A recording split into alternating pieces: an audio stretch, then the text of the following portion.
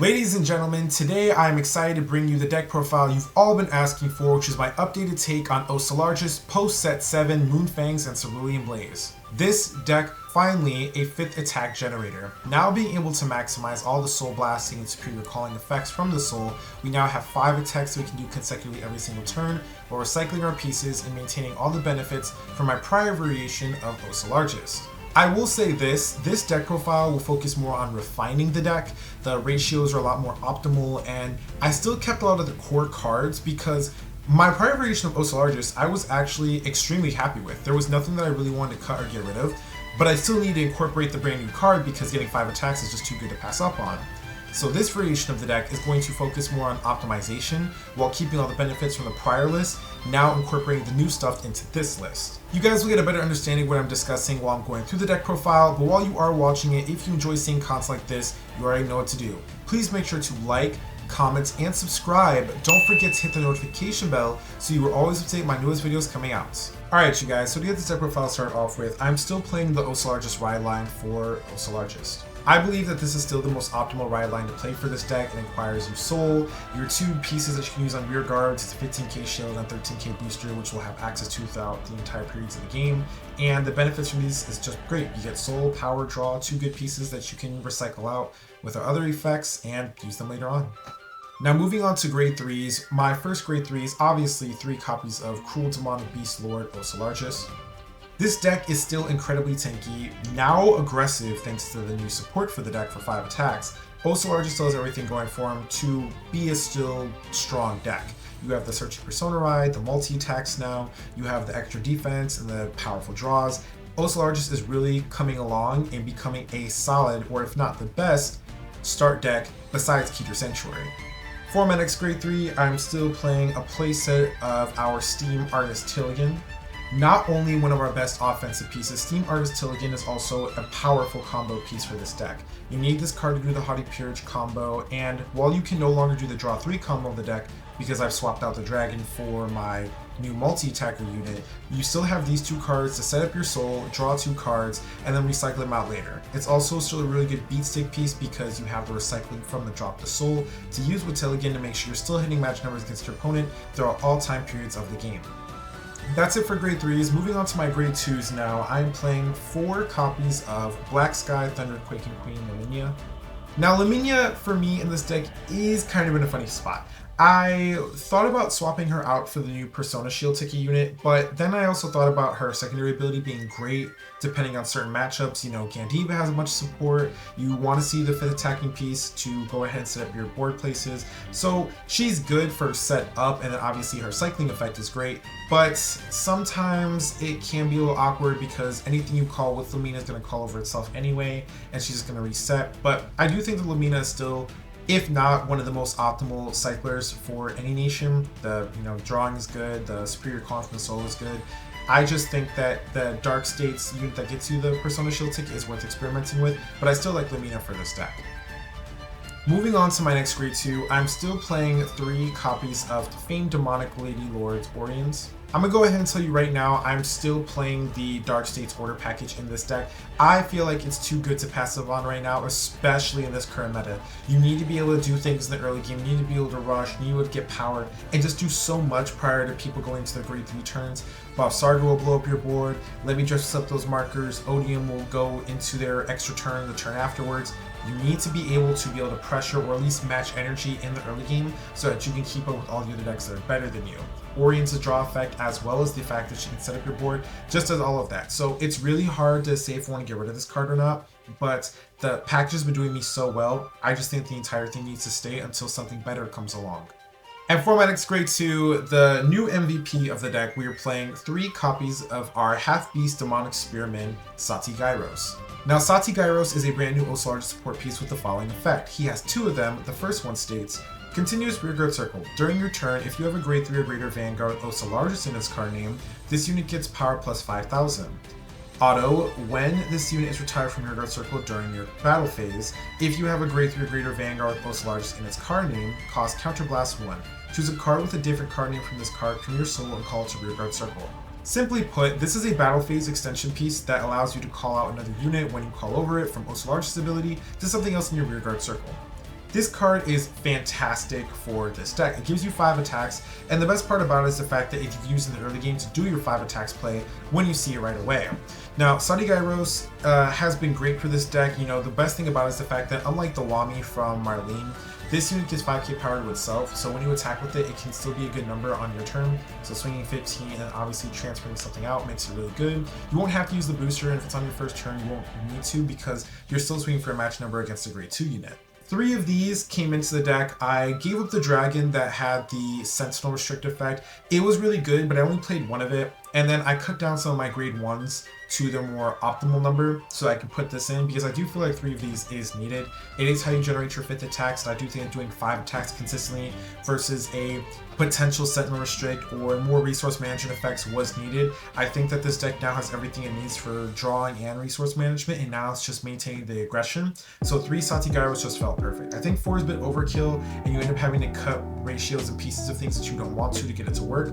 But you can search this card out. You have ways of calling it out during your main phase, like with Lumina, and then obviously with the ability of orders if you want to put that into the deck for it, or things like Orient's a superior call out from deck. You have ways of getting access to this card.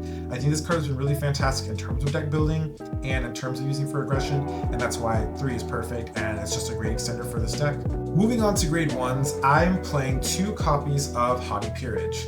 Still, without a doubt, the best Oselargest support card that exists throughout the entirety of all his support. Hottie Purge is how we're going to be able to do our draw combos, get additional cards, set up our soul, and essentially give us extra energy when we go into the grindier games, which this deck pretty much is built to do. I'm playing 2 now versus 3 because I need to make space for Gyros, but also you have ways of, you know, Spirit Calling from deck, you do a lot of soul charge, you do a lot of compression. You, with Mulligan on top of that, should be able to see this card within the early game before you even ride into Oselargest at 2. You know, 3 was great because I didn't really care for anything else and I didn't have anything else better to play at the time, but 2 just feels like the right number. Do not play 1. 1 is very risky, and this is a card that you actually do need to see. It is very important that you see this card. It's how you get your draws, how you get your battle phase set up for your soul to target certain things with your Gyros, and you need to just like have 2. 2 was just the most optimal number I could think of for deck building for this card. For my next grade 1, I'm playing 2 copies of my purple jewel beast Amethyst. Again, another resource management piece for this deck. Has always been great. The extra shield is welcome, and the counter charge is especially welcome right now. Now that we have Gyros using up our soul on top of our order searchers, I actually do believe this card is extremely crucial to this deck. It's the only way you can actually get some sort of counter charging outside of just healing for it to use all of your abilities, which means that it's now a staple in all Oselargest builds that I make moving forward. For my next grade 1, I'm still playing 3 copies of Famed Harsh Demonic Lord Lane Batham. Batham is a part of the order package of this deck. I will say though that it is in a weird spot right now. Because of the additional counterblast in the deck, I have thought about replacing this card with the grade 1 unit that has the ability to discard and play order from deck. I think that might be better. I was just playing Batham because it gets power in the early game to make magic numbers against your opponent, which is actually relevant right now. You know, Levy Dress doesn't like that, Buff Zargon doesn't like that, and a lot of the decks don't like when your grade 1 units can start hitting for 18k so soon because it demands 15k shields prior to triggers and effects. And because this card searches out the order that you can use on your first grade 2 turn, it still makes magic numbers. So I have to determine on which one I like more. This has just so far been the best one. I've proxied out the other one to try it. The discard is nice, but then the orders that you end up playing are just different, and they come out in the later game when other decks are already starting to get into their peak or going to be doing crazy things, versus this being able to access an early game order that gives you good numbers to actually be good for resource management and then give you good numbers prior to your opponent hitting grade 3, which is when their deck begins to pop off. For my next grade 1, I'm playing 3 copies of Steam Scar Zargon. I guess we can talk about it for a minute. I'm aware that Oselargest got its own form of Zargon, but it's pretty bad, actually. The card for a Soul Blast works only when you boost, like with your Vanguard being Oselargest, you get the Oselargest name, and then it lets you pick 2 cards from Soul with different grades you don't already have in the Soul. I didn't like that. You're going to use your soul a lot for a lot of your abilities, superior callings, things of that nature, but your soul never gets low enough from my experience to where you're going to have differing grades that will work out. And this deck has, you know, all the grades into it, obviously, but Zargon just adds that extra bit of pressure in the early game to just start building up that soul versus finally waiting up until turn 3 to get it going. The new grade 1 support card is fine if you don't have Zargons and you're just trying to play this deck as cheap as you possibly can or want to play a pure variation, but it's too slow is the problem. Zargon just being able to be called out and get going right away while forcing your opponent to think about if I want this to hit or not, it's just a lot more threatening. 4 Medics card, 3 Dark States PGs, and then a 1 copy of Elementaria as always. Now for my order lineup in this deck, it's pretty much the same as last time, or exactly as last time. 2 copies of the Design Famed of Haunted Mansion. I still think this is a really good order. 5k to something while soul charging is really huge.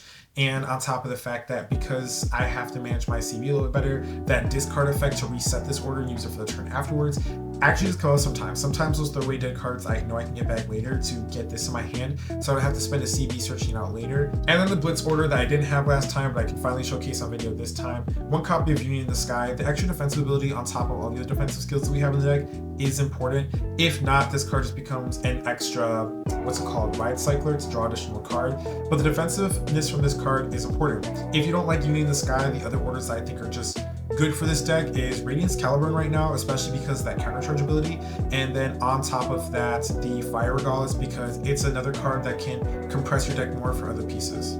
And finally, for my trigger lineup in this deck, it is essentially the same. It has not changed since the last one. It is going to be a total of 8 critical, 4 being effects, 4 being normal, 3 fronts, 1 copy of the Dark States OT, and then 4 generic heals. Now, as far as the heal triggers go, like I've stated in my prior 2 videos, I think that the best heals right now is the one that gains shield value when a unit stands up to attack again, or one that gains shield value when it gets a critical. Levy, Dress, Buff, Sarga, Odium all have access to cards like these now. I think they're important to play. Then the next card that I want to talk about is my OT. So the OT is the only one I've kind of been iffy on lately. It's something I think is actually worth maybe experimenting with now. I always like the Dark States OT because once you pull in the early game, it makes it really hard to deal with. But I think that one that's actually worth experimenting with now after my experience is the yellow OT actually. I think being able to clear your opponent's board and draw more cards to dig for important pieces is actually good. On top of that, I also think the blue OT might be good because then it gives you the opportunity to replace one of your criticals for more fronts, which will give you more shield and then more 10k power to your front row to make sure that you maintain the aggression that this deck now has, since you have 5 attacks and one of them is going to be of a card that will not have any sort of power effects outside of its own or triggers to make it stronger. That concludes my take on Oselargest for the current format of Cardfight, Vanguard, Divine Z. This deck was already in a really good spot with my prior list. It's the one I was most successful with. Now it's just about incorporating and refining it to incorporate the new card. The new card is really good at obviously giving us our multi-tag and then being a really good early game piece for swinging for its own magic number, but now it's about optimization and maintaining how you want to go with the battle phase. Levy Dress specifically is really the hardest matchup for this deck because Balsagar you can get over with because you can get extra shield value, draw cards, you can rush in the early game.